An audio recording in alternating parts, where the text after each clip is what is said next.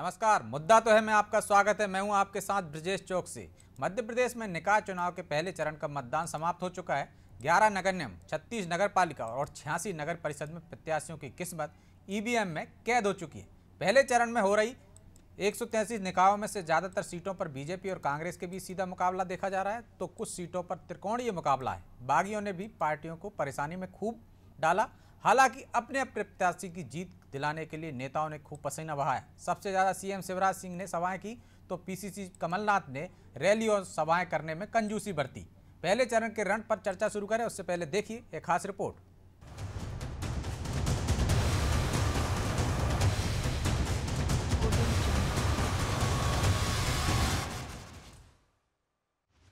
मध्य प्रदेश में निकाय चुनाव का पहला चरण संपन्न हो चुका है। भोपाल, इंदौर, ग्वालियर, जबलपुर समेत 11 नगर निगमों में प्रत्याशियों की किस्मत ईवीएम में कैद हो चुकी है। प्रदेश में करीब 7 साल बाद हो रहे निकाय चुनाव काफी दिलचस्प नजर आ रहे हैं। बीजेपी के सामने अपनी सत्ता बरकरार रखने की चुनौती है, तो कांग्रेस वापसी की उम्मीद से बीजेपी को टक्कर देती नजर आ रही है, जिसके चलते इस बार भी सीधा मुकाबला बीजेपी और कांग्रेस के बीच देखने को मिल रहा है।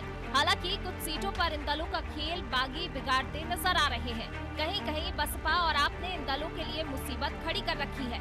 तो चलिए सबसे पहले जानते हैं 7 संभागों की 11 निकायों में हो रहे चुनाव में किन प्रत्याशियों के बीच मुकाबला है और किन सीटों पर तीसरा दल खेल बिगाड़ता नजर आ रहा है। मालवा इंदौर की बात की जाए तो यहाँ से कांग्रेस के संजय शुक्ला और बीजेपी के पुष्यमित्र भार्गव के बीच सीधी टक्कर है।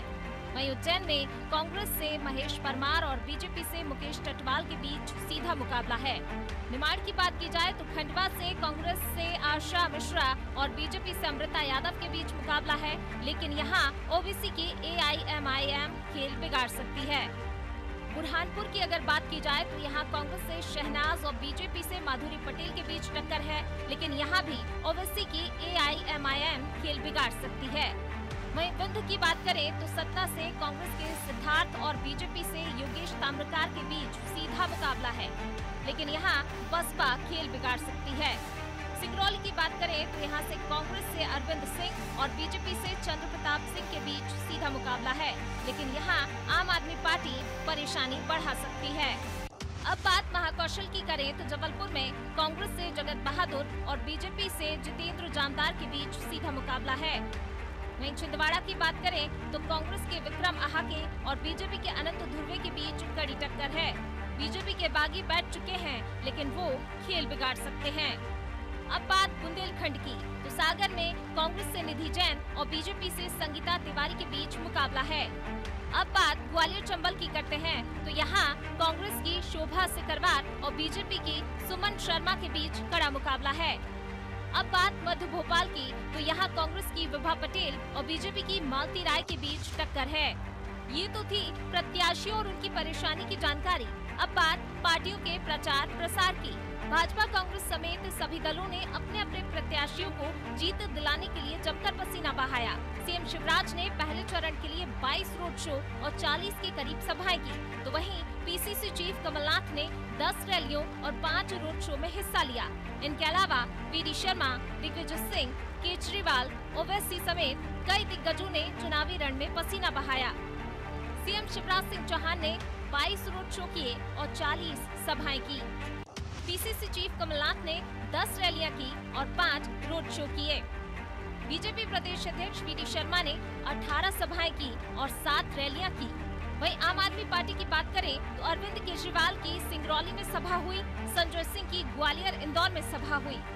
AIMIM के ओवैसी की भोपाल, खंडवा, बुरहानपुर, जबलपुर में सभाएं हुई।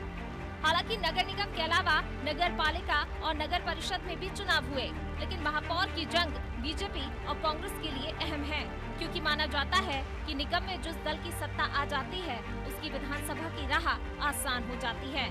बहरहाल वक्त के साथ पता चल जाएगा कि किस दल ने भाजपा कांग्रेस को परेशान किया और कहां बागियों ने मुसीबत खड़ी की। ब्यूरो रिपोर्ट, अनादि टीवी।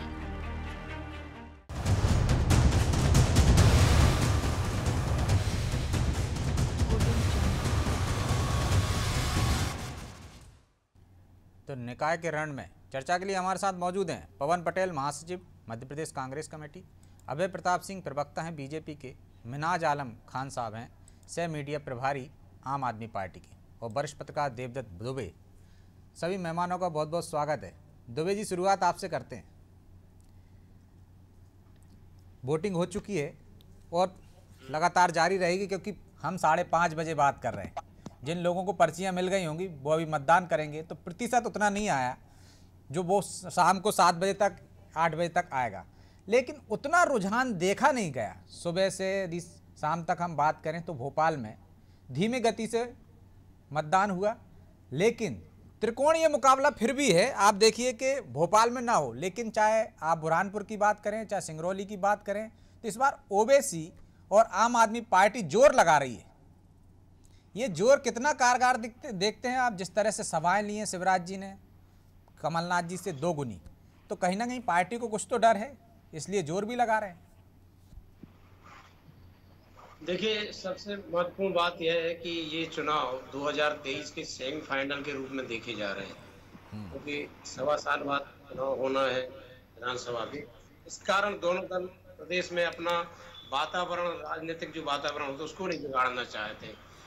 पूरा जोर लगाया है, प्रत्याशी चयन में लंबी बैठकें की हैं और सभी चाहते हैं कि अच्छे परिणाम आए, जिससे हम कह सकें कि 2023 में भी हम सरकार बनाएंगे। लेकिन जिस तरह की परिस्थितियां थी, जिस तरीके से मतदाताओं का रुझान आखिरी दिन आया, ना तो वो एंटी इंकम्बेंसी के रूप में भारी भीड़ थी और ना ही सत्ता के पक्ष में भारी भीड़ थी।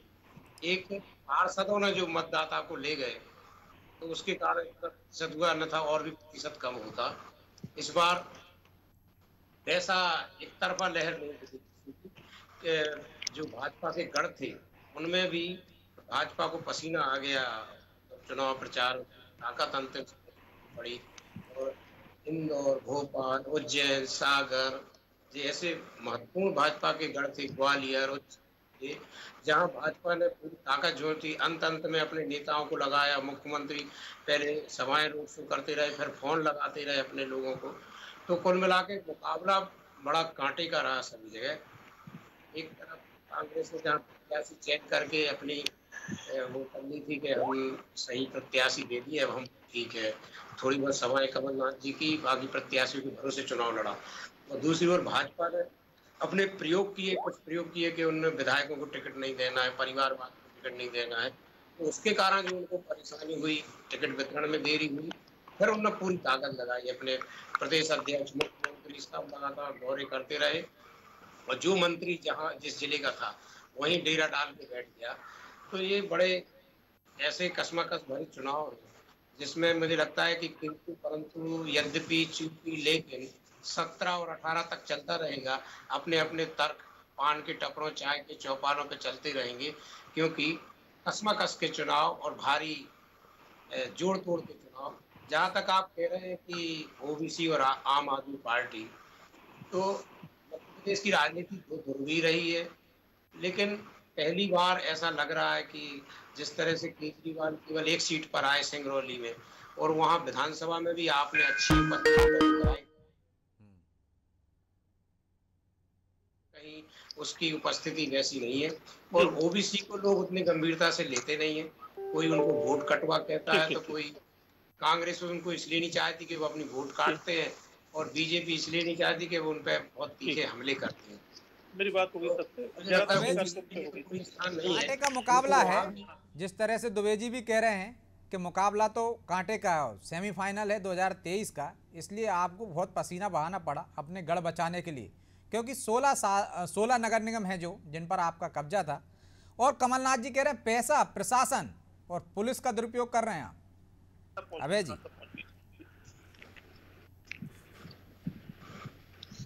को दिखाइए। अभय जी, आप मुझे सुन पाए? जी जी जी जी, एक बार फिर से रिपीट करें जी। दुबे जी भी कह रहे हैं कांटे का मुकाबला है, क्योंकि 2023 का सेमीफाइनल है और इसलिए आपको अपने गढ़ बचाने के लिए पसीना बहाना पड़ा। खूब रैलियां की, रोड शो किए सीएम साहब ने, और कमलनाथ जी कह रहे हैं कि आपके खिलाफ माहौल है, इस वजह से आपने पैसा, पुलिस और प्रशासन का खुलेआम उपयोग किया। दिग्विजय सिंह कह रहे हैं टीआई के साथ तो मंत्री आपके पोलिंग बूथ में जा रहे हैं और कांग्रेस के एजेंटों से मारपीट कर रहे हैं। ये डर है आपका? ये डर नहीं है, ये कांग्रेस की हताशा है। डर तो जो है पब्लिक ने अपना वोट के रूप में ईवीएम मशीन में अपना आशीर्वाद दे दिया है। अब ये बाद में जो इस तरह की बातें करते नजर आते हैं वो उनकी हताशा झलकती है। भारतीय जनता पार्टी निश्चित ही 16 जगह थी, और जब 16 जगह थी तो सारी जिम्मेदारियां भारतीय जनता पार्टी के नेतृत्व पर थी जो हमारे वहां थे। इसलिए भारतीय जनता पार्टी ने अपने जो कामों को लेकर घर घर बड़ी शालीनता के साथ कार्यकर्ता गया, और हमारा तो हर चुनाव पार्टी के लिए महत्वपूर्ण होता है। इसलिए सीएम माननीय मुख्यमंत्री जी की, माननीय प्रदेश अध्यक्ष जी की, सभी लोग जाते हैं। इनके पास नेतृत्व नहीं है तो हम क्या करें? ये नहीं जा रहे हैं तो भाजपा क्या करे? भाजपा की ये नगर सरकार है, भाजपा के पास केंद्र सरकार है, राज्य सरकार है, उसमें नगर सरकार में बेहतर काम कर सकती है, अभी तक की है और बेहतर करेगी। इस सब को लेकर भारतीय जनता पार्टी गई है। और ये अब ये हताशा वाली है, ये पहले ईवीएम पे, अभी तो ये कुछ दिनों बाद ईवीएम पे लगाएंगे, अभी ईवीएम का रोना भी रोने वाले हैं कुछ समय बाद। इसलिए ये तो करते ही आए हैं, जबकि भारतीय जनता पार्टी अपनी मेहनत पर, अपने कार्यकर्ताओं के बल पर और अपनी योजनाओं पर भरोसा करती है। अबे जी, जब काम पर भरोसा करती हैं, योजनाओं पर भरोसा करते हैं आप, तो फिर चुनाव के बीच में काली मामला भी आ जाता है। माँ काली को लेकर जो टीएमसी के सांसद ने बोला तो एफआईआर दर्ज हो जाती है भोपाल में। ये तो 2-3 दिन पुराना मामला था, पहले भी एफआईआर दर्ज हो सकती थी। चुनाव के दौरान ही क्यों? कहीं ना कहीं हताशा तो नहीं है, या मतदाता उस तक प्रभावित नहीं हो पाया, वोटर निकला नहीं घर से, इस वजह से ध्रुवीकरण की कोशिश? इससे पहले हम देख रहे थे उदयपुर का मामला भी आ गया था चुनाव के दौरान। देखिए, ये मामले तो अलग तरह के मामले हैं। भारतीय जनता पार्टी जब से चुनाव की घोषणा हुई है लगातार फील्ड में जारी है। भारतीय जनता पार्टी अपने कार्यकर्ताओं को मोबिलाइजेशन कर रही है, सबसे समन्वय बैठा रही है। जो लड़ रहे थे, जिनको टिकट नहीं मिल पाए, जो नाराजगी थी, सबको दूर कर रही है। भारतीय जनता पार्टी तो अपने कार्यकर्ताओं के बीच और जनता के बीच काम कर रही है। ये विषय कोई भारतीय जनता पार्टी ने खड़े तो नहीं किए, ये तो जो उन्होंने जो दिया होगा उस पर एफआईआर दर्ज की होगी, जिससे समाज का जो सौहार्द है वो बना रहे। इसलिए भारतीय जनता पार्टी इनको इससे चुनाव से जोड़कर ना देखें। चुनाव से जोड़कर नहीं देखें, क्योंकि मतदान के बीच में एफआईआर हुई है ना, इससे पहले भी हो सकती थी, इसके बाद भी हो सकती थी। पवन जी हमारे साथ जुड़ गए। पवन जी, ये आपकी हताशा है जो अभय जी कह रहे थे कि हार के लिए आप कारण ढूंढने लगे, तो आप कह रहे हैं कि पुलिस, पैसा और प्रशासन का उपयोग किया जा रहा है, सरकार तमाम तरह के हथकंडे अपना रही है। मेरा मतलब ये हताशा हमारी हताशा है कि इनकी हताशा अपने आप जग जाहिर है। हम ये कह रहे हैं कि पुलिस प्रशासन ये जो सत्ता का दुरुपयोग करते इसका ना करें। ये हम कहते इतनी इनको इनके ये बोल रहे हैं कि हमने इतना अच्छा काम किया, हमने अपने कार्यकर्ता को मजबूत किया। तो हमारा कहना है कि अगर आपने इतना अच्छा काम किया है तो आपको वो काम के हिसाब से वोट मिल जाते हैं। आपकी हताशा नहीं दिखनी चाहिए, आपको सिर्फ काम लेके जाना चाहिए। तो आपके यहाँ भोपाल के देखेंगे तो भोपाल की खुद महापौर एक्सेप्ट कर रहे हैं कि पिछले साल इतना भ्रष्टाचार हुआ है। जब तक इनके महापौर जितने भाजपा के थे उन्होंने इतना भ्रष्टाचार किया है कि हम आगे आने वाले समय उस भ्रष्टाचार को कम करेंगे। तो ये लोग तो एक्सेप्ट कर रहे हैं खुद ही। और टीआई अगर किसी पोलिंग बूथ जा रहा तो वो भी गलत है। हम कहते हैं कि अगर ये काम आज भारतीय जनता पार्टी जो काम करके जो वादे चुनाव में करके आती है उन वादों को कभी पूरा करती नहीं है, इसलिए उनको इस तरह के हथकंडे अपनाने पड़ते हैं। हम कहते हैं कि इतने ओवर कॉन्फिडेंट है कि इनके सरकार बनेगी। क्यों बनेगी भाई? उसका एक कारण बता दीजिए। आपने पेट्रोल महंगा कर दिया इसलिए सरकार बनेगी, आपने गरीबी दूर नहीं की इसलिए सरकार बनेगी, आपने बेरोजगारी के लिए झूठा वादा करके सत्ता में आए थे इसलिए सरकार बनेगी, 100 दिन में काला धन लाने की बात की थी और नहीं लाए इसलिए सरकार बनेगी, विधायकों की खरीद फरोख्त करते इसलिए सरकार बनेगी। एक कारण नहीं है, बस ये बातें बस बड़ी जुमलेबाज के हिसाब से बातें करते हैं कि इनकी बात सुनते जाओ तो मंत्रमुग्ध हो जाओगे, काम कुछ नहीं। हम काम करते हैं, हम आम जनता के अरे काम तो बताओ भैया, क्या ये सब काम माननीय नरेंद्र मोदी जी बोल के नहीं आए थे जिन कामों को आपने पूरा नहीं किया? आप मतलब काम बोल के आया, सरकार आ गई, आपने उन कामों को नहीं किया, फिर भी आप कॉन्फिडेंट हो कि हम जीतेंगे। लोगों को जिंदा जलाया जा रहा है, फिर भी आप कॉन्फिडेंट हो कि हम जीतेंगे। कॉन्फिडेंस की वजह भी वो बता रहे हैं ना। ये मुद्दे, जिन मुद्दों पे आप बात कर रहे हो, पिछले चुनाव हम देख रहे हैं उन मुद्दों पे हो चुके हैं, जनता ने अपना मत दे दिया। अब वो कह रहे हैं आपके पास चेहरा नहीं है इसलिए आपने उतनी सभाएं नहीं की, उतने रोड शो नहीं किए। तो वो क्या करें? उनके पास मेहनती आदमी है, उनके पास सीएम है, बीडी शर्मा है, तमाम नेता हैं, तो वो दौरे करते हैं, इसलिए मेहनत ज़्यादा कर रहे हैं, उनके अपनी मेहनत पे भरोसा है। नहीं, इन्होंने जो कहा था, क्या बोल रहे हैं, पिछले चुनाव में वही मुद्दे थे। यही हमने उपचुनाव में देखे कि काले धन वापस लाने वाले, यही मुद्दा था, महंगाई मुद्दा थी, बेरोजगारी मुद्दा थी। ये सब सारे आपके अस्त्र शस्त्र चेक हो चुके हैं ना, नए कुछ नहीं है। नहीं, ये हमारे अस्त्र शस्त्र चेक नहीं हो चुके हैं, ये वही तो बता रहे हैं कि इतने मुद्दे हैं, आम जनता इनके विरोध में है, फिर भी ये किसी तरह से साम दाम दंड भेद प्रशासन का गलत दुरुपयोग करके वो अपने पक्ष में अमेंडमेंट लाते हैं। मेरा बोलने का मतलब ये है, मेरा मतलब है कि अगर जिस विधानसभा क्षेत्र में कोई मंत्री का लड़का चढ़ा देगा, मार डालेगा, वहां पे ये जीत रहे हैं, तो कुछ ना कुछ तो सोचने वाली बात है ना कि क्या मैकेनिज्म काम कर रहा है कि जीत रहे हैं। नॉर्मल तो यही होता है, आम आदमी हूं मैं, मेरा मतलब यही होता है कि सत्ता में आने के लिए हमने ये वादे किए भाई साहब, और हम इन वादों को पूरा किस लिए आप हमको वोट दीजिए। ये वादों को पूरा नहीं किए फिर भी इनको अगर वोट मिल रहे हैं, तो इनको वही सोचने वाली बात है ना कि क्या मैकेनिज्म काम कर रहा है। पूछ लेते हैं अवैध जी से, हो सकता है बता दें आपको, बता दीजिए भाई क्या मैकेनिज्म काम कर रहा है, कैसे वोट हासिल कर लेते हैं आप। इतनी नेगेटिविटी है आपके पास, इतनी नाराजगी है जनता में, इतनी एंटी इनकम्बेंसी है, एक भी वादा आपने पूरा नहीं किया, फिर आप जीत कैसे जाते हैं? बता दीजिए कांग्रेस को, कम से कम वो कुछ उपाय अपना लें उसमें। जी जी जी, मैं बताने जा रहा हूँ पवन जी को कि हम ये नहीं कहते हैं कि अगर हम कर्जा माफ नहीं करेंगे तो हम 10 दिन में मुख्यमंत्री बदल देंगे, और फिर बदलते नहीं है। चलिए इसका जवाब हम ये नहीं कहते हैं कि 4000 का बेरोजगारी भत्ता देते हैं और नहीं देंगे। हम ये कहते हैं कि हम गरीब को शहरी क्षेत्र में 10 लाख मकान हमने देने का काम किया है, जो है प्रधानमंत्री आवास में। हमने 80 लाख उज्ज्वला के गैस सिलेंडर, हमने 2 करोड़ से ज्यादा आयुष्मान भारत के तहत परिवारों को इलाज की सहायता दी है, 45 लाख टन से ज्यादा गेहूं बंटवाया है। ये जमीनी हकीकत है, इसको स्वीकारिए। इसलिए भारतीय जनता पार्टी को जनता का आशीर्वाद मिल रहा है। हमने one nation one ration card में मजदूर कहीं भी जाए, किसी भी प्रदेश में जाए, वहां उसको राशन कार्ड से लाभ मिलेगा। हमने ये योजनाएं दी हैं। हमने जो है स्वनिधि ये योजना के अंतर्गत बिना ब्याज का 5 लाख लोगों को 591 करोड़ का बिना ब्याज का 20,000 तक का ऋण दिया है। ये योजनाएं हैं जो भारतीय जनता पार्टी की जमीनी योजनाएं हैं, जो लोगों को दे रही है, लोगों का आशीर्वाद प्राप्त हो रहा है। इसलिए हम लोग काम वो करते हैं, जो कहते हैं वो करते हैं। हमारी कथनी और करनी में फर्क नहीं है, आपकी कथनी और करनी में फर्क है, इसलिए जनता आप पे भरोसा नहीं करती है। अरे आप दोनों जो कहते हो वो करते हो। क्या आपने 2 करोड़ रोजगार की बात नहीं की थी? 100 दिन में काला बनाने की बात नहीं की थी? आज उज्ज्वला योजना की बात कर रहे हो, कितने उज्ज्वला योजना में दोबारा कोई सिलेंडर भरवा पाए? सिलेंडर का रेट क्या है उसकी बात नहीं की थी। प्रधानमंत्री आवास योजना की बात कर रहे हो, कितने लोग आपके जो आपके कार्यकर्ता जो दलाल लोग होते हैं उनके कितने लोगों के मतलब जो एलिजिबल होने के बाद भी, पात्र होने के बाद भी उनको घर नहीं मिला, ये आप नहीं देख रहे हैं। आपने 2 करोड़ रोजगार की बात नहीं की थी, आपने किसानों की आय दुगनी नहीं की थी। आपके मंत्री कमल पटेल ने नहीं एक्सेप्ट किया कि कमलनाथ ने 27 लाख किसानों का कर्जा माफ किया। कितना झूठ और फरेब करोगे, कितना झूठ बोलोगे आप? क्या बताइए, आपके वचन पत्र में, आपके घोषणा पत्र में नहीं थी ये सब बातें? क्या कमलनाथ जी 100 रुपए में 100 यूनिट बिजली नहीं दे रहे थे? आज आप जो बिजली दे रहे हो, आप खुल के कि हम बिजली दे रहे हैं, 5,000 रुपए बिल आ रहा है, जहाँ 100 रुपए बिल आता तो वहाँ 5,000 क्यों नहीं खुल के बोल रहे हैं? दोनों चीजें रख के देखती होगी ना, कौन ज्यादा अच्छा कर रहा है, कौन कितने वादे पूरे नहीं कर पाए।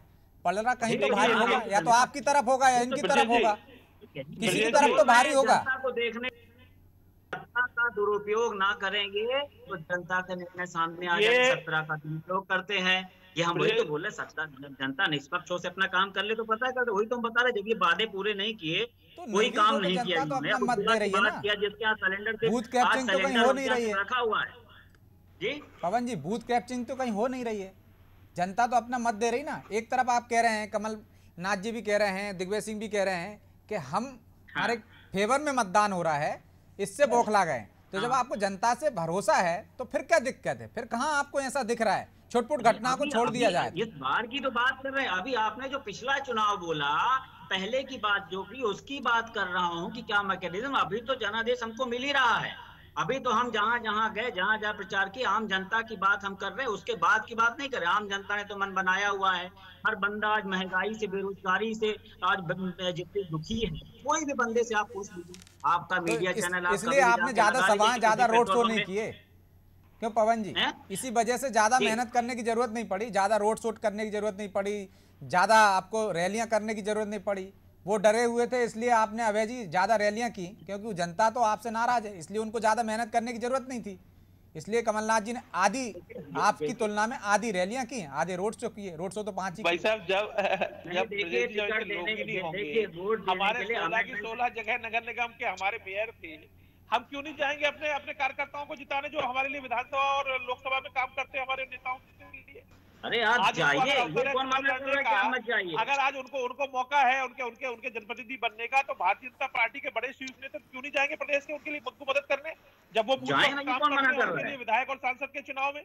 तो भारतीय जनता पार्टी तो अपने कार्यकर्ताओं को स्थापित करने के लिए शीर्ष नेतृत्व मेरा लेकर वही जाता है। निवेदन है कि अब भारतीय इनके जनता यहाँ पार्टी तो सिर्फ 13 अपने टिकट एक कार्यकर्ता ने के लिए, बांटे, अपनी 2 पार्टी टिकट किसी ने बांटे, किसी की कहीं खरगोन अरे बुरहानपुर में नहीं सिंह सुनी गई, साहब, दुनिया की लड़ाई खुली रही।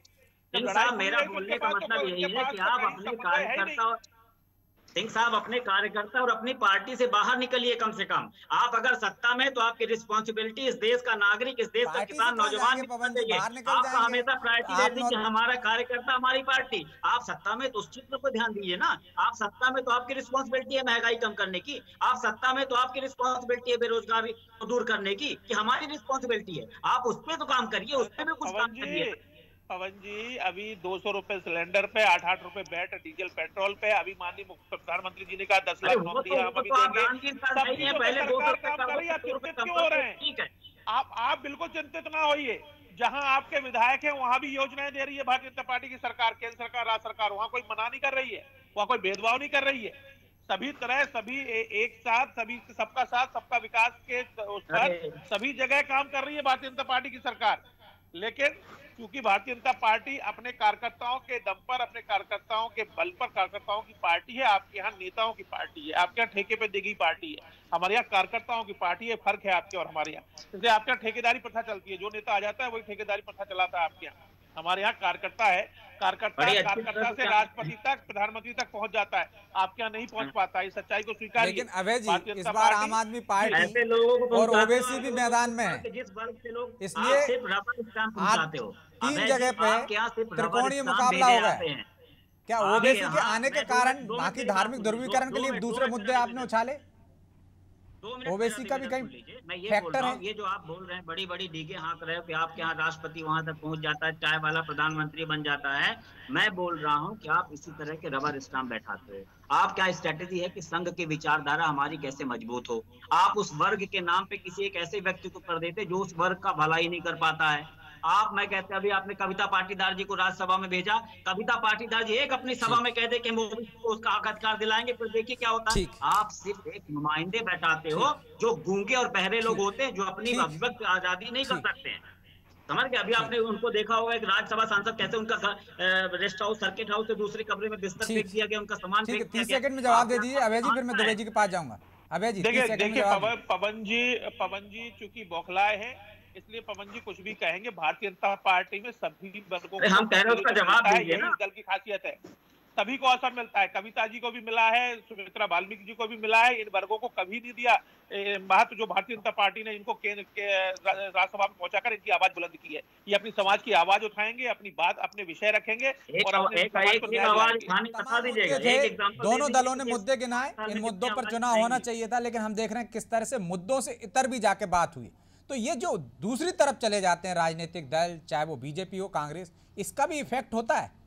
और शायद कोशिश की जाती है कि असल मुद्दों की बजाय उन मुद्दों पर बात की जाए तो ज्यादा मुफीद रहता है चुनाव।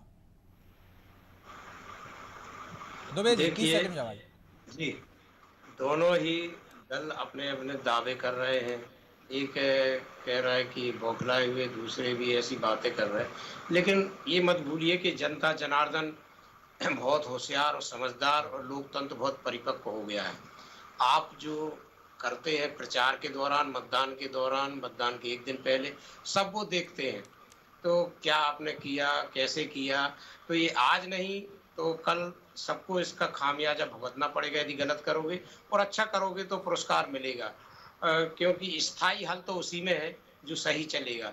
लेकिन जिस तरह से राजनीतिक दल जीत के प्रति लालायित रहते हैं, उनको हर हाल में जीत चाहिए, उसमें वो जिस भावना के लिए हम सेवा के लिए, सिद्धांतों के लिए, आदर्शों के लिए राजनीति में आए, वो गौड़ हो जाते। क्योंकि फिर तो सफलता हमें चाहिए कैसे भी मिले, और ये चुनावी सफलता तो है। सफलता के लिए साम दाम दंड भेद सभी अपनाए जाते हैं। बहरहाल समय इजाजत नहीं देता, इसलिए चर्चा को यहीं विराम देंगे। आप तीनों मेहमानों का बहुत बहुत धन्यवाद। तो जनता ने तय कर लिया है और अपने मताधिकार का उपयोग भी कर लिया है। किसकी किस्मत ईवीएम में से निकलेगी, भाग्य किसका होगा और किसको हार मिलेगी, किसको जीत मिलेगी, ये भी हो चुका है। और जो दुबे जी कह रहे हैं, लोकतंत्र बहुत मजबूत हो चुका है। सभी दावों पर भी विचार करता है मतदाता और हकीकत भी देखता है कि कौन भरोसे लायक है कौन नहीं। इसलिए अभी तो फिलहाल दोनों ही दल दावे कर रहे हैं। इन दावों में कितनी सच्चाई है और किसके दावे मजबूत साबित होते हैं और किस पर जनता भरोसा करती, इसके लिए 11 तारीख तक आपको इंतजार करना पड़ेगा। 11 जुलाई को पता चल जाएगा कि किस में कितना है दम और ये सेमीफाइनल किसके लिए मुफीद है और किसके लिए निराशजनक। मुद्दा तो है मैं आज इतना ही। मुझे दीजिए इजाज़त और आप देखते रहिए अनादि टीवी। नमस्कार।